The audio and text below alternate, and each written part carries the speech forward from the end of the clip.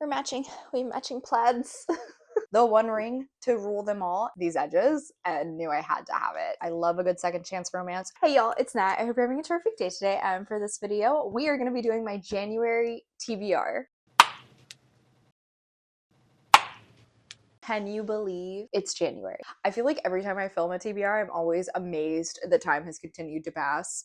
It's just crazy to me that it's 2026. It's a new year, and I am hopeful that we are going to start this on a strong note because I have a TBR that I'm very excited for. I've been kind of mood reading over the last 3-ish months, and I think it has been doing really well for me, but I do miss the structure of having a TBR, of having things laid out and knowing what I want to pick up next. That said, I do still kind of run the gambit when it comes to genres, so I'll still be able to mood read a little bit if I need to. But let's go ahead and dive into the books I want to read this month, starting with book clubs. So first up is my Geek Squad book club, which is hosted over on my Patreon, and I am so excited. The Nerds tier gets to vote on what books we'll be reading each quarter, and they voted that for the first quarter of this year, we're going to be reading Lord of the Rings. That does not include The Hobbit. I will have to read The Hobbit at some point afterwards, but oh god.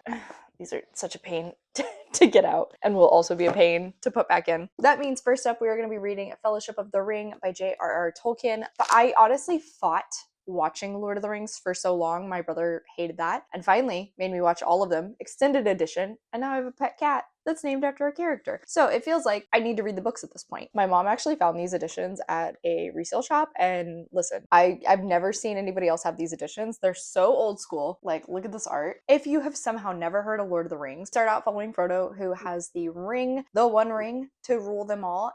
One ring to rule them all.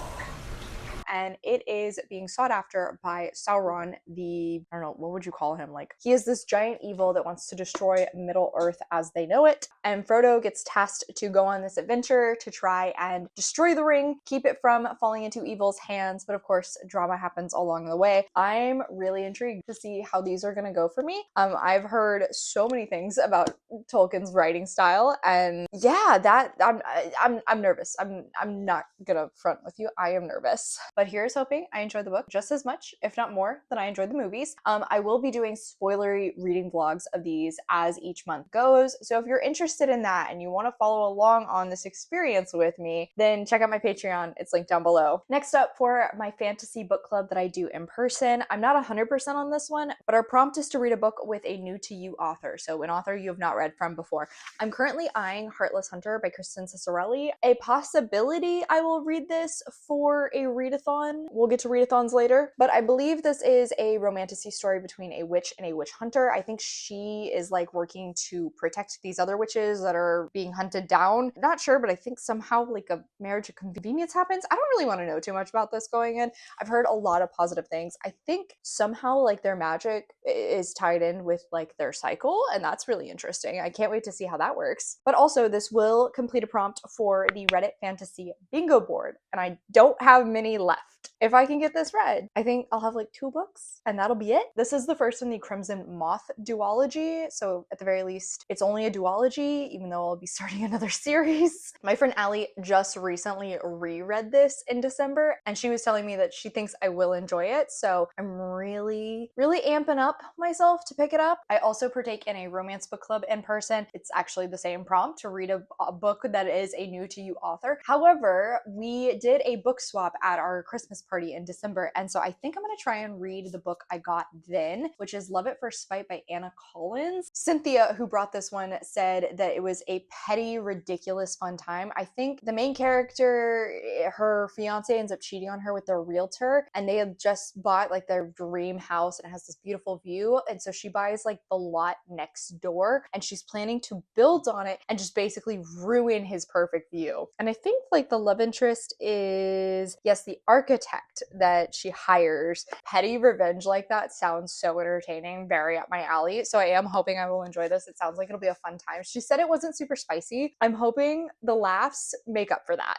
After those, I am continuing my goal of trying to read 1 nonfiction book a month. We'll see how I do. I'm currently eyeing Men, Women, and Chainsaws by Carol J. Clover, Gender in the Modern Horror Film. I remember this was referenced and she found it at the movies, which I read for my feminist Feminist Reading Vlog last year. I'm pretty sure that's where I heard about this, and it immediately sounded right up my alley. I love reading about feminism and especially how it is presented in pop culture, and I've been on this real kick for horror film analysis, so this definitely sounds right up my alley. My friend Molly was kind enough to get me this for Christmas, so shout out to her. If I remember correctly, I think this actually coined the term the final girl, so that just like kind of makes it better. As I said, I am hoping to participate in a readathon this month, and of course that is going to be Winterween. I have to participate in it. It's just like required at this point. Winterween is hosted by Gabby at Gabby Reads. I'll put a link to her in the description down below. Basically, it's like Halloween and winter. There are 5 prompts, but I am going to double up on some of them, or plan to double up on some of them. So starting at the top is to read a book in the dark, and honestly this one is probably just gonna be whatever book I end up reading on my Kobo.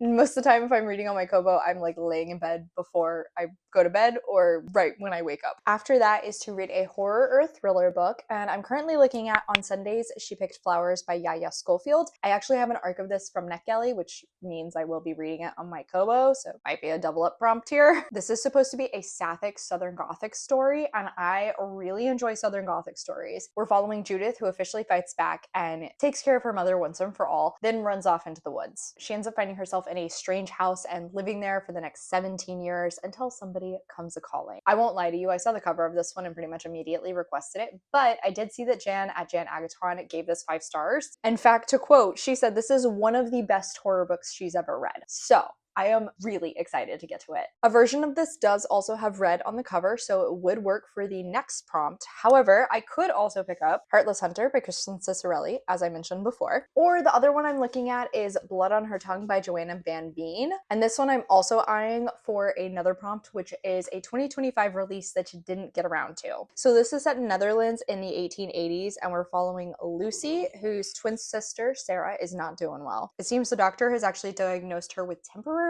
insanity. So in order to protect her sister from a terrible fate of a lunatic asylum, she must unravel the mystery of her sister's condition. But it's clear her twin is hiding something. Then again, Lucy's harboring secrets of her own. I honestly didn't know anything about this whenever I added it to my TBR, but I saw these edges and knew I had to have it. The one other prompt is vampires / werewolves / witches, etc. So witches, of course, would work for Heartless Hunter by Kristen Cicerelli. Like I said, strong possibility this will get read. Along with those, I do have 2 other books that I am eyeing to maybe get read this month. First up is Our Dear Miss H is on the Case by Violet Marsh. I like barely started into this one in November for the D&D readathon and then ended up putting it down because it didn't work for a single prompt I was reading at the time. But so this is a cozy historical mystery with like a very strong romance, and obviously we were following Miss H, or Georgina, who is a archaeologist, except because of the times, unfortunately, she is not able to work under her own name, so instead utilizes her partier cousin as a cover. However, he ends up going missing with her most recent find, and she is forced to enlist the help of his very handsome and very charming best friend to find him. Like I said, I only got like maybe 50-ish pages into it, but what I was reading so far was intriguing. You could tell this was a sequel. There was a lot of references to stuff that made me think, we're supposed to have seen these characters before, aren't we? But it was shaping up to be a pretty entertaining time, so I'm hoping to officially finish it out and that I will enjoy it. Then lastly, I do have one other arc, and that is going to be Last First Kiss by Julian Winters. This is going to be a queer second chance romance. I love a good second chance romance where we're following a wedding planner, I'm pretty sure, and then like the man of honor is his ex-boyfriend who broke his heart. But of course, because of this whole situation, they keep getting forced together and having to work with one another to ensure this wedding goes off without a hitch. The cover of this is adorable. I'm really hoping I'm going to enjoy it, so keep your eyes peeled for an ARC reading vlog. Alright, and on that note, that's officially it for today, y'all. So overall, I would say this seems like a relatively light TBR, but I'm worried about this sucker, so we'll see how that goes. Faith is here for moral support.